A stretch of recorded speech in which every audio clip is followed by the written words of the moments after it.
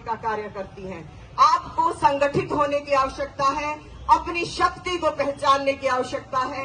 मैं ऐसा जरूर मानती हूं कि जिस दिन आप एकत्रित हो गए, एक मंच के अंदर आप आ गए, तो निश्चित तौर पे हम केंद्र सरकार से वो मांग कर सकते हैं कि ऐसी नीतियों का निर्धारण किया जाए जिससे हमारे ये जो विदेशी जो ताकतें हैं, हमारी जो आर्थिकी को कमजोर करने के लिए लगी हुई हैं, इनको हम निकाल के बाहर फेंकेंगे। आज मैं इस मंच से आपको थोड़ा सा इतिहास में भी ले जाना चाहूंगी।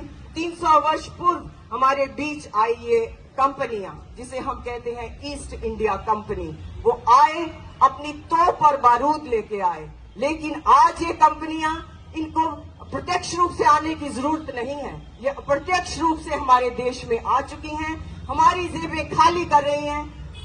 ईस्ट इंडिया कंपनी तोप लाई थी, तो आज ये कंपनियां ऑफर लेकर आई हैं। मैं आपको ये कहना चाहती हूं और चेताना चाहती हूं, यहाँ जितने भी हमारे ग्राहक भी हैं, हम व्यापारी हैं लेकिन हम ग्राहक भी हैं, और ये तोप से कम या बारूद से कम ये ऑफरें नहीं है।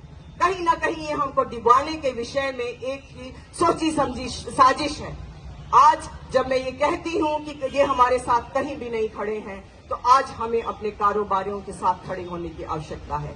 जरा सोचिए, कभी आपके नुक्कड़ की दुकान पे शटर डाउन होगा, आप कहां जाएंगे? मुझे तो ये बाजार सजे हुए बहुत ही सुंदर लगते हैं। जब मैं अपनी मंडी आती हूँ, सुंदरनगर जाती हूँ, कहीं भी मैं जाती हूँ, मुझे ये सजे हुए बाजार बहुत सुंदर लगते हैं। और जब कभी भी मुझे किसी बात की भी जरूरत होती है, मैं एकदम अंदर जाके अपने जरूरत का सामान ले लेती हूँ। जरा सोचिए, एक दिन वो भी होगा, मान लो इनका शटर डाउन हो, मान लो ये सिर्फ हमारे शोरूम बन के रह जाएंगे अंदर, इनके पास पैसा नहीं होगा कि हम अपनी दुकान में सामान भर सकें।